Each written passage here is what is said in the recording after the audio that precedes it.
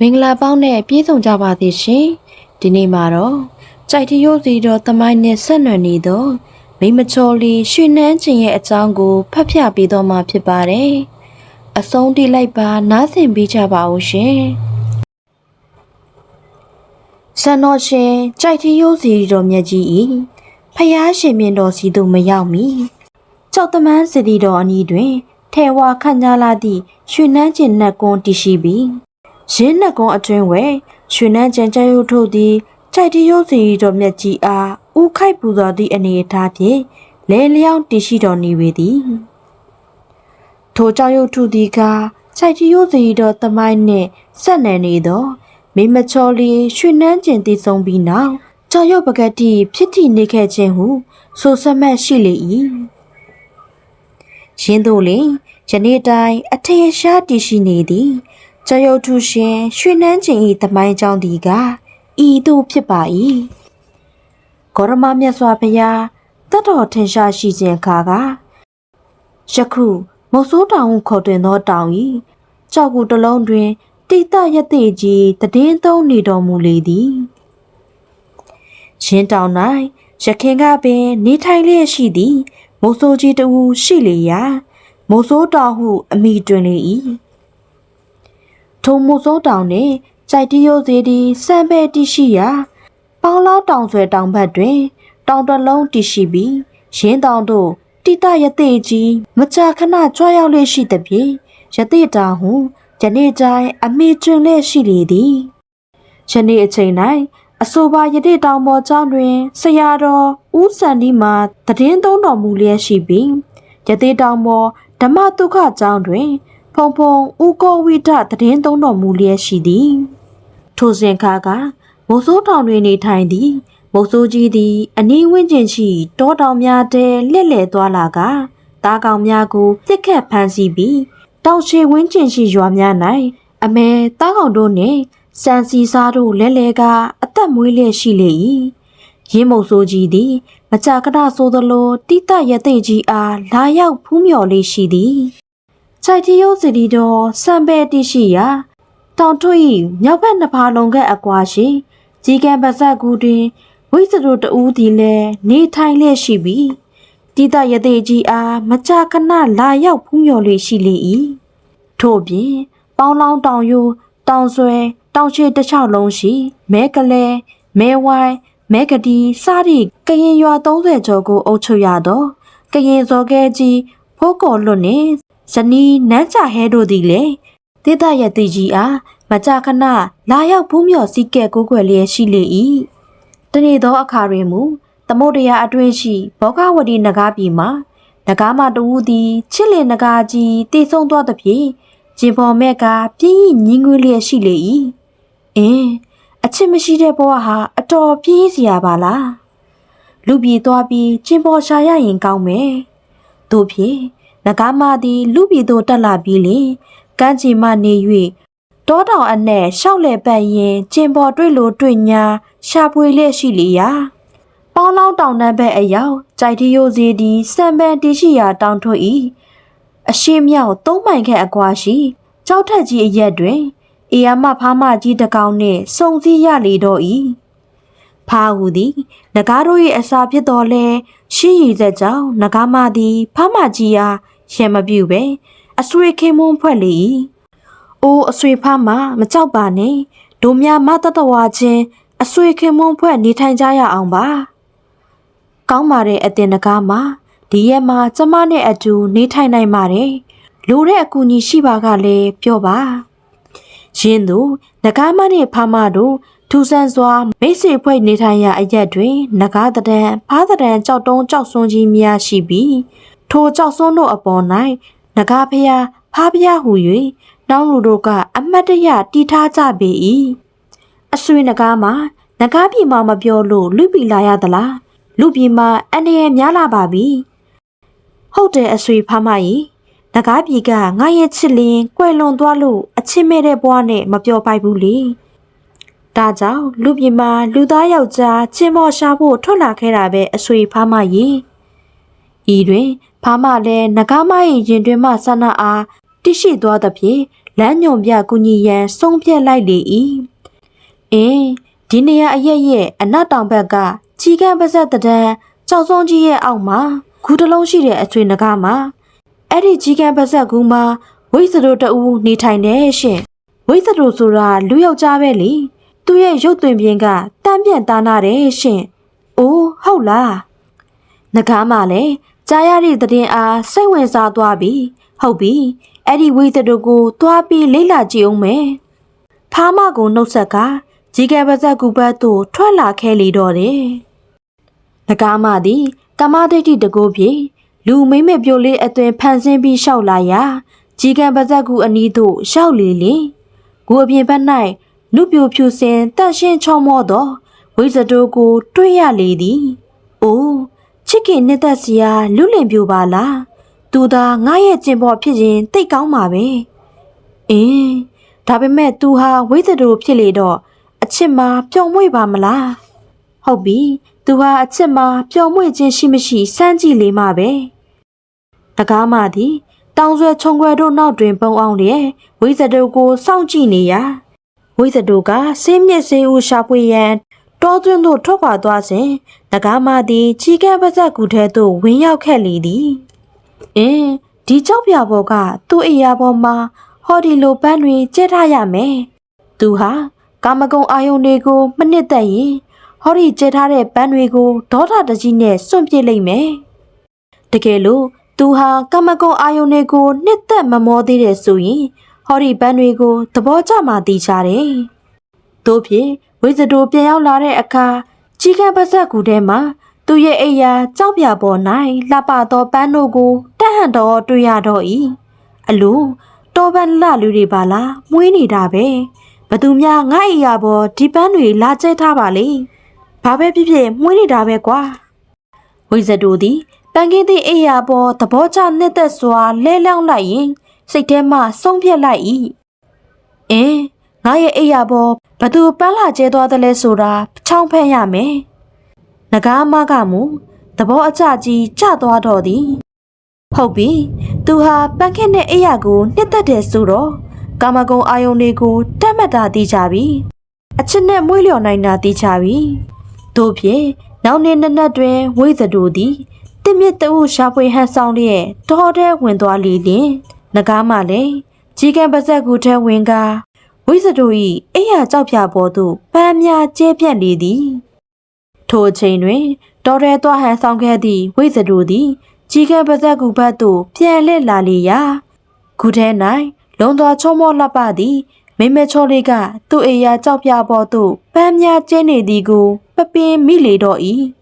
ဟေးမင်းဒါဘာလုပ်တာလဲမင်းဘသူလဲအမောင်ရဲ့မထိတ်လက်မနဲ့နှမတော်ဟာဒီတော့ဒီတောင်ကိုစောင့်ရှောက်ရတဲ့ရုပ်ကစိုးနဲ့မင်းကြီးရဲ့သမီးတော်ပါအော်ဒါတဲ့ငါရဲ့ကူတဲ့ဘာဖြစ်လို့ဝင်ပြီးငါရဲ့အိယာပေါ်မှာပန်းတွေကျဲရတာလဲဒီလိုပါအမောင်ရဲ့နှမတော်လေးဖခမဲတော်ရုပ်ကစိုးမင်းကြီးပိုင်နေ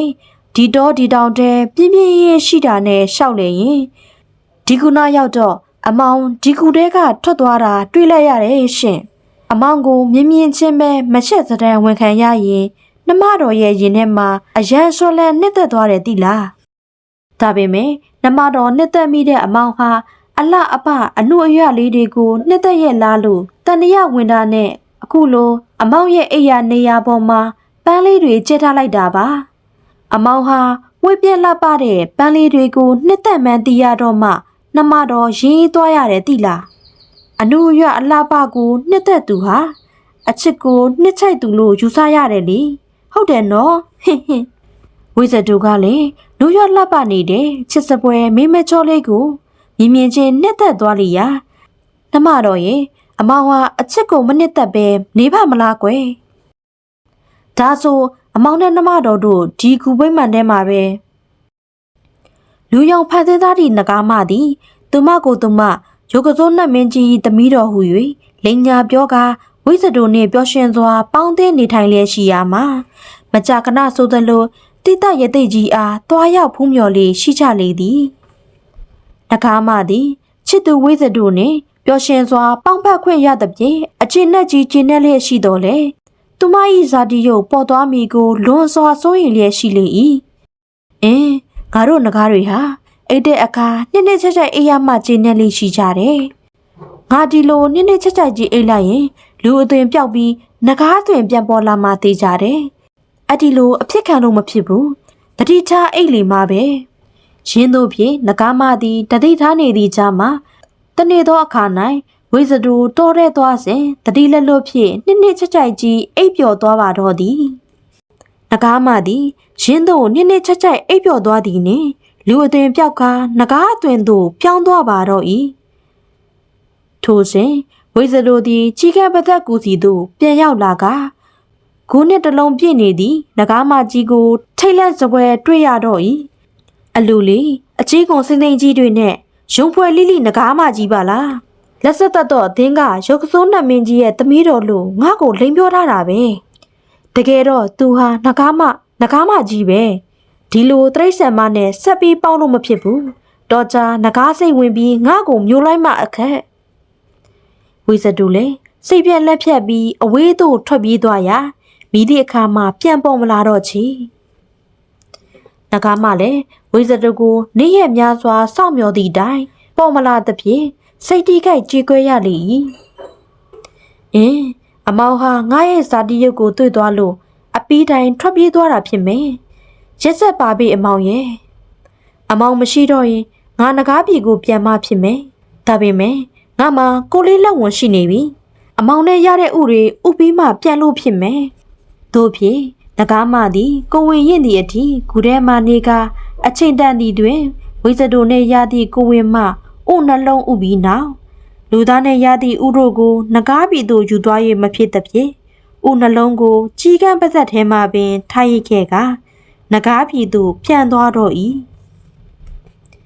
ရင်းအချိန်မှပင်တိတရသေးကြီးသည်တစ်သီးဝလံရှာဖွေရန်တောတောင်အနှံ့လျှောက်သွားရင်ပန်းတင်ကြောက်တုံးကြီးအနီးသို့ရောက်သည့်တွင်ခြုံတချုံထဲမှကလေးငိုတန်းကြားရလေတော့၏အလူကလေးလေးပါလားကလေးငယ်အားပတ်ထားသည့်အဝတ်ကိုဖြီးကြည့်လိုက်ရာအလူတကူလုံးကြောက်တွေပေါက်နေပါလားဒီကလေးဟာဒီအနီးနားရွာတရွာကဖြစ်မယ်မိဘတွေကကြောက်ရောဂါကြောင့်ကလေးသေးပြီးထင်ပြီးလာပစ်ခဲ့တာပဲဖြစ်မယ်ဒီသားရသေးကြီးလည်းကလေးကိုဂယုဏတက်သွားတဲ့ဖြင့်မိုးစိုးတောင်ရှိကြောက်ကူကြီးစီသို့ပွေ့ချီခဲ့ပြီးလင်BBE စောက်တီအပ်သောတီလကုံကိုရီမန်းကအဋိဋ္ဌံသားသည့်ရေဖြင့်ရေချိုးပေးလေသည်ငါသည်စောက်တီခဲ့လေသောတီလကိုစတင်စောက်တီခဲသည့်နေ့မှစ၍ယနေ့တိုင်တီလကျိုးပေါက်ပြည့်ရင်းခြင်းမရှိခဲ့ပါဤစကားသည်မှန်၏ဤမှန်သောတစ္ဆာစကားကြောင့်ဤရည်သည်အစွမ်းထက်ပါစေတည်းဤရည်ဖြင့်ချိုးသူသည်ခံစားနေရဆဲယောဂအပေါင်းပျောက်ကင်းပါစေတည်းကလေးငယ်၌ဆွဲကပ်နေသည့်ကြောက်ယောဂသည်လုံးဝပျောက်ကင်းသွားပါတော့၏တိတရသေးကြီးသည်ပန်းတင်ကြောက်အနီးမှကောက်ရောက်ခဲ့သည်ဖြစ်သည်ဖြင့်ထိုကလေးအားမောင်ပန်းတင်ဟူ၍အမိပေးလိုက်လေသည်တိတရသေးကြီးသည်မောင်ပန်းတင်အားဝင်းမြူထားခဲ့ပြီးမကြာမီမှာပင်ဟိုဝိဇ္ဇတို့ဇနီးမောင်နှံငါစီမရောက်လာတာကြာပါပေါ့လားဘာများဖြစ်နေကြပါလိမ့်မဖြစ်ဘူးသူတို့ဇနီးမောင်နှံနေထိုင်နေဆိုတဲ့ချီကန်ပါဇက်ကူစီတွားကြည့်အောင်ပါပဲတို့ဖြင့်တိတရသေးကြီးသည်ချီကန်ပါဇက်ကူသို့ရောက်ရှိသွားလေလင်ဝိဇ္ဇတို့ဇနီးမောင်နှံအားမတွေ့ရတော့ပဲနဂါးဦးကြီးနှလုံးကိုသာတွေ့ရလေတော့၏နဂါးမရဲ့ဇာတိပေါ်သွားလို့နှစ်ယောက်စလုံးရှောင်ခွာထွက်သွားကြပြီထင်ပါရဲ့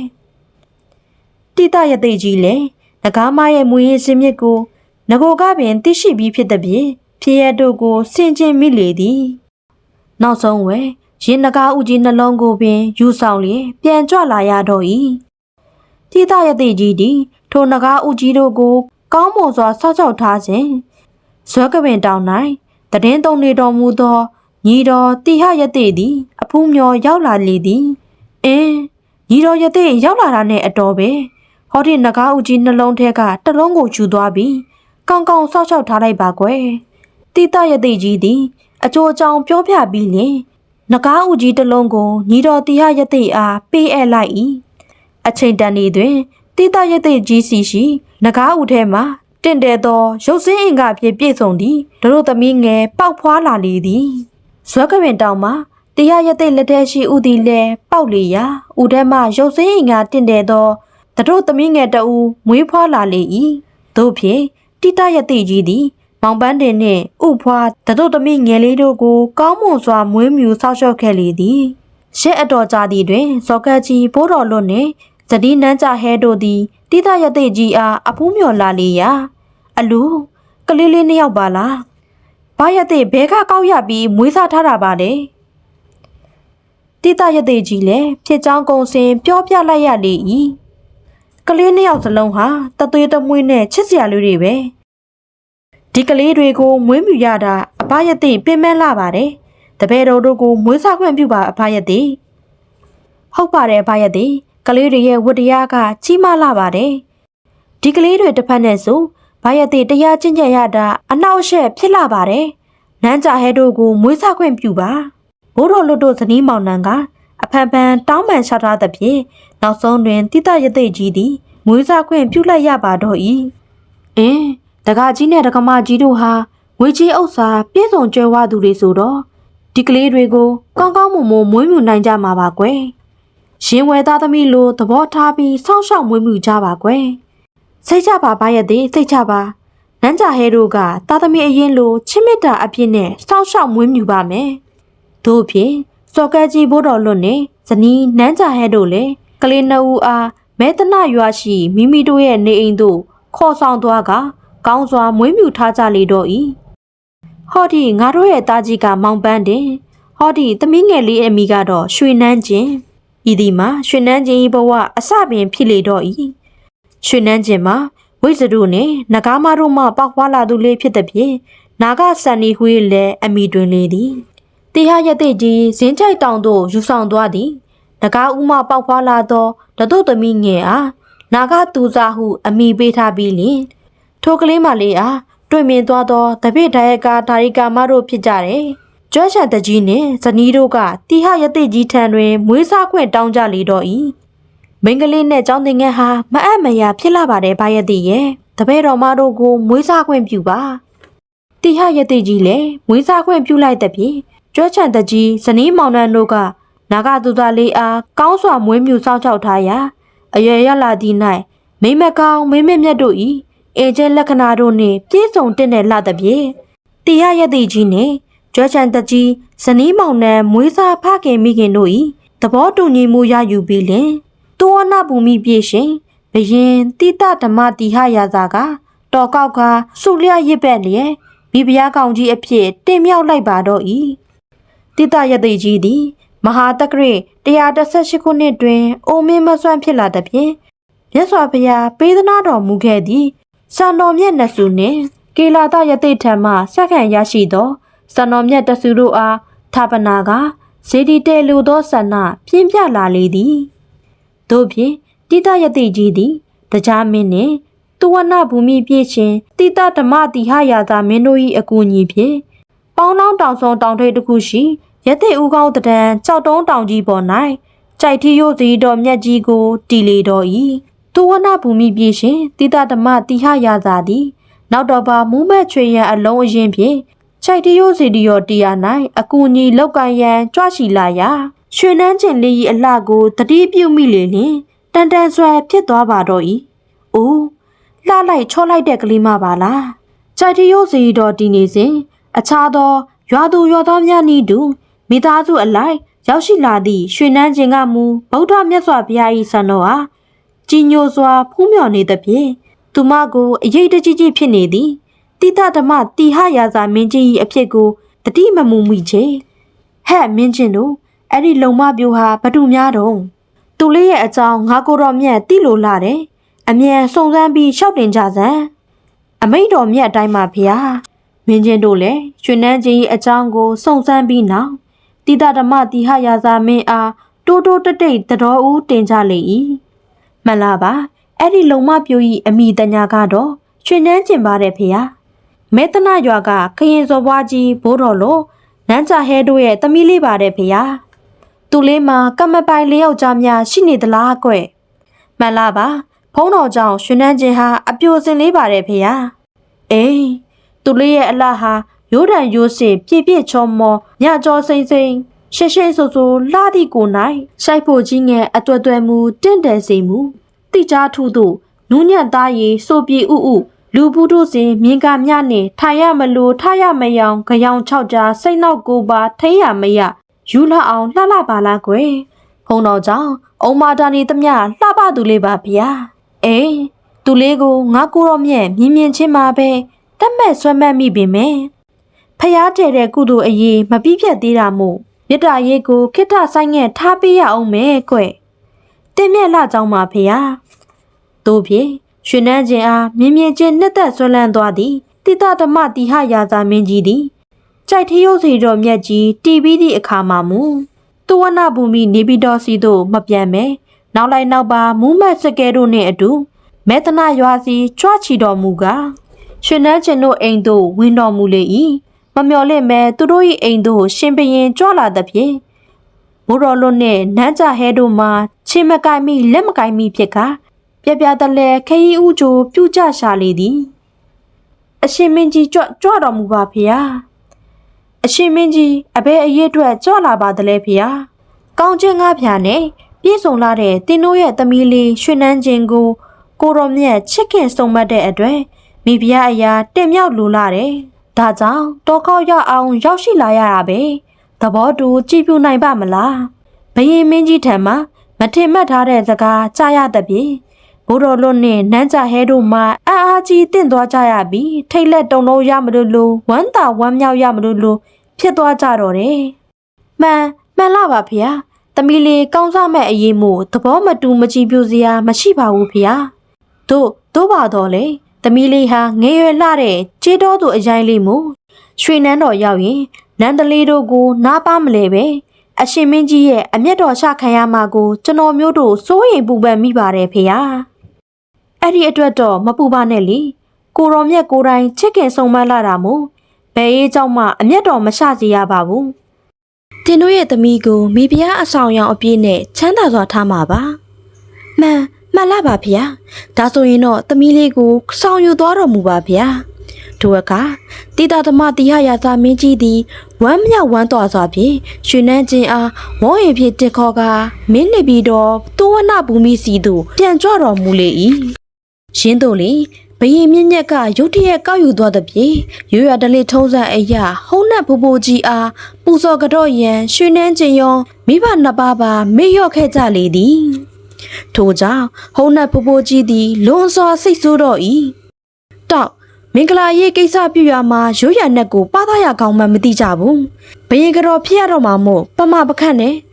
ငါ့ကိုအရေးထားကောင်းမှမသိတော့တဲ့ဟာမလေးတနေ့ငါအကြောင်းသိစေရမယ်ဟင်းနေပြီးတော့တဝနဘူမိတို့ပြန်ရောက်လေ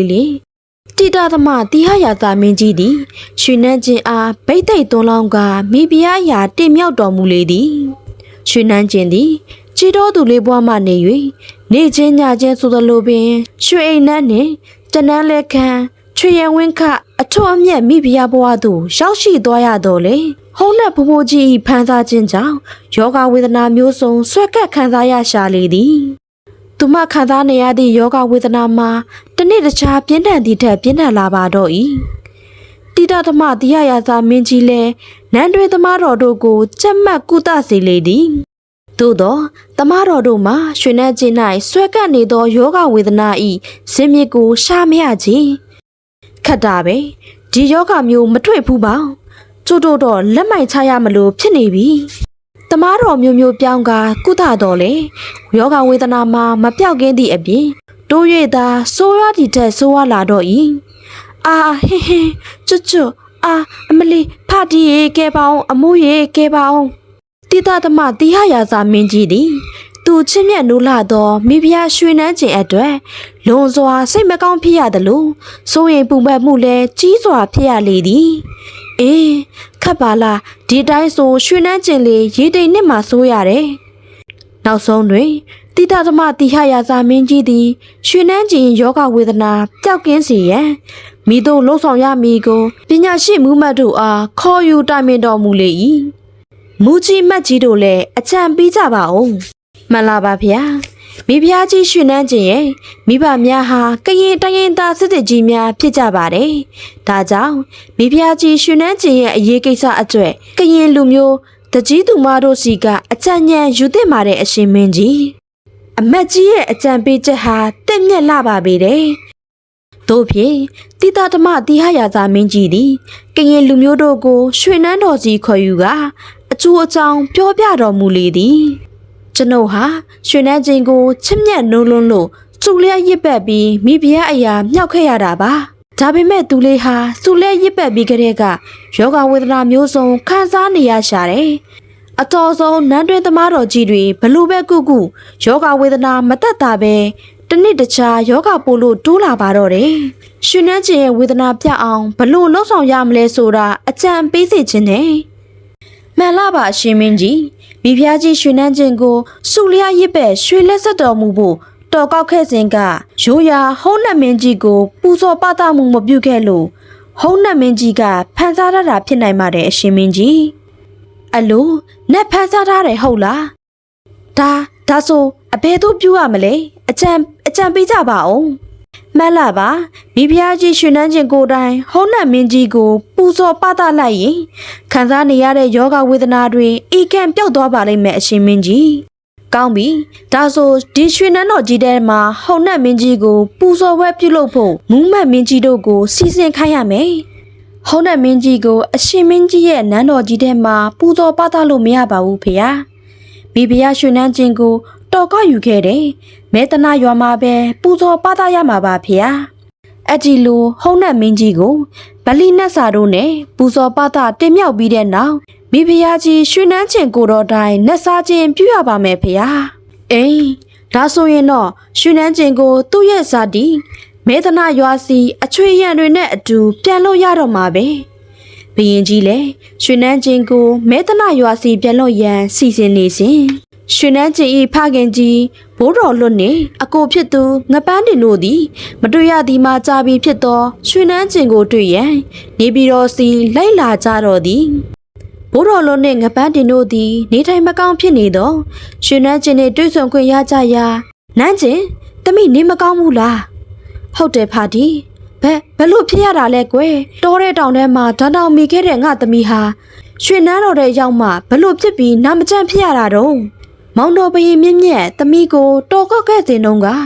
ရိုးရတလေးအရာဟုံးနှက်ကြီးကိုမပူဇော်ခဲ့ရဘူးဖာဒီဒါကြောင့်ဟုံးနှက်ကြီးကဖန်ဆားထားတာပါအော်ဖြစ်ရလေကွယ်အဲ့ဒါကိုတီးသွားတဲ့မောင်တော်ဘရင်မြင့်မြတ်ကဟုံးနှက်ကြီးကိုဗလိနတ်စာတွေနဲ့ပူဇော်ပသပြီးသမီးကိုယ်တိုင်နတ်စားဖို့မဲသနာရွာစီခဏပြန်လွတ်မယ်တဲ့ဖာဒီရဲ့ဟာဒါဆိုအတော်ပဲပေါ့နှမလေးအကူတို့နဲ့အတူပြန်လိုက်ခဲ့လीဟုတ်တယ်သမီးဖာဒီတို့နဲ့ပြန်လိုက်ခဲ့တို့ဖြင့်ရွှေနှန်းကျင်သည်ဖခင်အကိုတို့နဲ့ပြန်လိုက်ခွင့်ပြုပါရန်မင်းကြီးအားလျှောက်ထားခွင့်တောင်းလေသည်နှမတော်ကိုဖာဒီတို့အကိုတို့နဲ့အတူပြန်လိုက်ခွင့်ပြုတော်မူပါမောင်တော်အေးဟုံးနှက်ကြီးကိုပူဇော်ပသဖို့နှမတော်ကိုမွေးရဇာတိမြေစီပြန်လွတ်မယ်လို့စီစဉ်နေတော့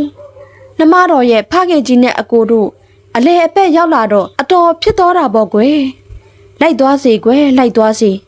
နှမတော်ကိုဝေါရင်တင်ပြီးချွေရန်တင်ပင်းတို့နဲ့အတူထဲလိုက်ပါမယ်ရှောက်တင်ခွင့်ပြုပါမောင်တော်နှမတော်ဟာချွေရန်တင်ပင်းတွေနဲ့အတူဇာတိရွာစီမပြန်လိုပါဘူးနှမတော်နှက်စားတဲ့အကြောင်းတွေချွေရန်တင်ပင်းတွေကတဆင့်မောင်တော်ရဲ့မိဖုရားမောင်မမိတန်တွေမသိစေလိုပါဘူးဒါကြောင့်မထင်မရှားဆင်းရဲသူမအသွင်နဲ့ပဲဖာဒီတို့နဲ့ပြန်လိုက်သွားပြစီခွင့်ပြုတော်မူပါမောင်တော်ဖြစ်ပါမလားကွယ်နှမတော်နေထိုင်မကောင်းဖြစ်နေတဲ့ဟာဝေါရင်နဲ့ပြန်မှတစ်တော်မှာပေါ့လန်ခီမှာစောင့်ရှောက်ပြုစုမဲ့အချွေရန်တော်တွေလည်းလိုအပ်တယ်လေဖာဒီနဲ့အကိုတို့ကစောင့်ရှောက်ခေါ်သွားမှာပါမောင်တော်နှမတော်လည်းလမ်းကောက်ကောက်ရှောက်နိုင်ပါတယ်မထင်မရှားအသွင်နဲ့ပဲပြန်ပြစီကောင်းပြီလေနှမတော်ကအထက်ထက်တောင်းပန်လျှောက်ထားနေတော့လေခွင့်ပြုရတော့မှာပေါ့ဇာတိရွာရောက်လို့ဟုံးနှက်ကြီးကိုပူဇော်ပသပြီးရင်မောင်တော်ရှိရနေပြီးတော့စီပြန်ခဲ့နော်နှမတော်ကိုမောင်တော်စိတ်မချဘူးကွယ်စိတ်ချတော်မူပါမောင်တော်နှမတော်ကိစ္စဝိစ္စအားလုံးပြီးရင်ပြန်လာခဲ့ပါမယ်ကောင်းပါပြီကွယ်ဒါဆိုရင်လေနှမတော်ရဲ့ဆန္ဒအတိုင်းလိုက်လျောပါတယ်ကွယ်ဤသို့ဖြင့်ရွှေနှန်းကျင်ဤဆန္ဒကိုတ တိတဓမ္မတိဟယာသာဘင်းကြီးလဲစိတ်တထစ်ထစ်ဖြင့်လိုက်လျောလိုက်ရရှာတော့သည်တို့ဖြင့်ရွှေနန်းကျင်သည်ဖခင်ဘိုးတော်လိုအကိုဖြစ်သူငပန်းတင်တို့နဲ့အတူသူဝနဘူမိမင်းနေပြီးတော့မှနေ၍မေတနာရောစီထွက်ခွာခဲ့ကြတော့၏ဘီဘီယာအဆောင်ရောက်ဝေါ်ရင်အချွေရံတို့ကိုဆွန့်ခွာထားခဲ့ပြီးကြည်တော်သူလေးအသွင်ဖြင့်တော်လန်ခီကျန်းကိုလှမ်းလျှောက်ခဲ့သည့်ရွှေနန်းကျင်ခမဝေဒနာကတစ်ဖက်နှင့်မို့လွန်စွာပင်ပန်းတဲ့ရှိတော်သည်ထို့ကြောင့်တော်ကြတောင်ကြစကန်ကြီးရက်သို့ရောက်ရှိလာသည့်တွင်ရွှေနန်းကျင်သည်ပင်မလွမ်းလန့်လွန်သဖြင့်ဖတ်သည်တမိပင်မလွန်းလို့ခဏနားပြစီနော်။အော်အေးနာကွယ်။နမလေးပင်မလို့လားနာဒီနေရာကအရေးအဝါဒကောင်းပြီးတိတ်တာရတယ်။ခဏနားလိုက်ရင်နမလေးအမောပြေသွားမှာပါကွယ်။ရွှေနန်းကျင်လေထိုစကန်ကြီးရက်တွင်အတော်လေးအပန်းပြေသည့်အထိအပန်းပြေနားနေလိုက်သည်။ရွှေနန်းကျင်အနားယူခဲ့သည့်ထိုရက်တွင်ယခုတိုင်းစကန်ကြီးရွာတည်ရှိနေသည်အမောပန်းဖြည့်ပြီးသည့်နောက်တွင်ရွှေနန်းကျင်တို့သည်ခရီးဆက်ခဲ့ကြပြန်သည်တော်လန်ခီးကျန်းကိုတနေကုန်ဆက်လက်နှင်ခဲ့ရမှာပေါင်းတောင်တောင်တန်းတောင်ဆွဲတောင်ကြားတို့ကိုကြော်ပြက်လာချိန်နောက်တွင်စိတ်ဆန်းရည်တကုံနှင့်တာယာလှပသောအရက်တို့ရောက်ရှိလာခဲ့လေသည်ဖာကြီးနှင့်အကိုတမိဒီနေရာမှာခဏနားပြစေအောင်အော်အေးနားပါကွယ်နမလေးလဲရွှေနန်းတော်ကြီးထဲမှာခြေမွေးမင်းမလောင်လက်မွေးမင်းမလောင်အချွေအရံနေနဲ့နေခဲ့ရကခုလိုတော်လန်ခီချမ်း204တော့အတော်ကြီးကိုမောဖက်ချမှာပေါ့ကွယ်အေးစီနားပါကွယ်နားပါထို့တော့လေရွှေနန်းချင်းထပ်မံစကန်ချအနားယူသည့်အရက်သည်ယခုတိုင်းစကန်လေးအရက်ဟူ၍အမိကျွင်လျက်ရှိလေသည်ကဲသမီးလေးအခုလောက်အပန်းဖြေပြီးရင်အမောပြေရောပေါ့နေမဝင်ခင်ရွာစီရောက်အောင်ခရီးနှင်ကြစို့ကွယ်ဟုတ်ကဲ့ဖာတီတို့ဖြင့်ခရီးဆက်ကြပြန်သည်ရွှေနန်းကျင်တို့သားဖတွေလဲပေါင်းလုံးတောင်ရိုးတောင်ဆွဲတို့ကိုကြော်ကပြက်ကခရီးနှင်ခဲ့ကြမှာတောင်လက်မောင်းတစ်ခုကိုအဖြတ်ဝဲတောင်ဆွဲတောင်တန်းတနေရာမှာကြည်နေတော့ဟုံးနှက်ကြီးကသူမတို့ကိုတွေးရှိသွားတော့၏ဟင်းငါကိုပမာပခတ်လုပ်ခဲ့တဲ့ကောင်မလေးခုတော့ငါပိုင်တဲ့တကယ်ရောက်လာပြီပေါ့ဒင်းကိုအရှင်းမထားဘူးငါရဲ့စီးတော်ကြားနဲ့ကိုတိုက်တက်ပြစ်မယ်မှတ်အညိုကြီးလာသည့်ဟုံးနှက်ကြီးသည်ရွှေနန်းကြီးကိုကြိုက်တက်ရန်ကြားနှက်ကြီးကိုလွတ်လိုက်တော့၏ဟာကြားကြီးပါလားပြေးသမီးပြေးနမလေးလာဒီဘက်ပြေးကြမယ်ရွှေနန်းကြီးတို့သားဖသုံးဦးသည်ထိတ်လန့်ကြီးစွာဖြင့်တောင်ရိုးတောင်စင်တို့ကိုကြော်ဖြတ်ပြေးလွှားကြရသည်နှက်ကြားကြီးသည်လေဒေါသတကြီးဖြင့်မန်းပြီးဟိဟောက်ကထက်ကျက်လိုက်လာရာယောဂတစ်ဖက်နှင့်ရွှေနန်းကျင်လေးမှာဖခင်အကိုတို့တွဲခေါ်ရသို့အသက်လူကပြေးလိုက်ရရှာလေသည်အမလေးမောလိုက်တာနမလေးမရက်နဲ့ပြေးရွှေနန်းကျင်တို့သည်ပြင်းရင်လွှာရင်ပေါင်းလောင်းတောင်တန်းကြီးအစွန်ပိုင်းတောင်ရိုးပေါ်သို့ရောက်ရှိလာကြရာအိုဟိုမှာစိုက်တရိုးစီတော်မြတ်ကြီးဖူးထွေးရပြီပဲဖះမြတ်စွာတပည့်တော်မကိုကြားကြီးရန်ကလွတ်အောင်ကဲတော်မူပါဖះကြိုက်တီတို့စီတော်မြတ်ကြီးတကူတော်ကြောင့်တပည့်တော်မှာကြားကြီးရဲ့ရန်ကလွတ်မြောက်ပါစေဖေဟာရွှေနန်းကျင်သည်စံတော်ရှင်ကြိုက်တီတို့စီတော်မြတ်ကြီးကိုအာယုံပြုဆူတောင်းရင်ပြေးလွှားလေရာပန်းနေကြောက်တုံးကြီးအနီးအရောက်တွင်လက်ကြားကြီးသည်ဆက်လက်မလိုက်တော့ဘဲရက်တန့်သွားလေတော့၏ဟောကြားကြီးမလိုက်တော့ဘူးရက်ကြံခဲ့ပြီသို့တော့ကြောက်အားပိုလေးရှိကြသောရွှေနန်းကျင်တို့သားဖားသူသည်ကြိုက်တီရုပ်စီတော်မြတ်ကြီးတရှိတော်မူရာသို့ဆက်လက်ပြေးလွှားကြရာ၆သမန်းအလွန်တောက်တက်လန်းနဘေး၌ရွှေနန်းကျင်သည်မောဟိုက်ပင်မန်းလွန်သဖြင့်အားပြက်ခါလဲကျသွားပါတော့၏ဟာသမီးနမလေးရွှေနန်းကျင်သည်ကလဲကျရမှမထနိုင်တော့ပြီရွှေနန်းကျင်သည်ပင်ကိုကခံစားနေရသောဝေဒနာနေပြီးတော့သောဝနာဘုံမိ၌စိတ်မချစွာကြံ့ရရှာသည့်မောင်တော်တိသသမတိယယာသာဘင်းကြီးအားလွမ်းဆွသည့်ဝေဒနာနှမတော်လေးဖြစ်ရလေကွယ်ဖြစ်ရလေမောပန်းအပြက်ချင်းဝေဒနာတို့စူပေါင်းခံရကမိမိမနေရတော့ပြီကိုတိလိုက်သဖြင့်ကြိုက်ချီရိုးစီတော်မြတ်ကြီးကိုဥခိုက်လဲလျောက်ရင်အားပြုပူဇော်ပြီးနောက်အထိတ်တန်ပြုလေ၏ငါတီလွန်တော့ငါ၏အလောင်းသည်ဤအရက်မှရွှေပြောင်းတဲ့ဆောင်ရင်မရနိုင်ပဲကြိုက်တီရိုစီတော်မြတ်ကြီးကိုဥခိုက်လျက်အနေထားအတိုင်းကြောက်ရွံ့ဖြစ်ရပါသေးတာ တနာစပွဲရွှေနှန်းချင်း၏ထိုအတိတ်ထံအတိုင်းသူမကွယ်လွန်ပြီးနောက်တွင်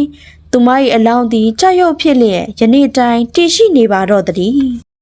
အဆုံးထိနားဆင်ပေးကြတဲ့ပရိသတ်များအားလုံးကိုကျေးဇူးအထူးတင်ရှိပါရရှင်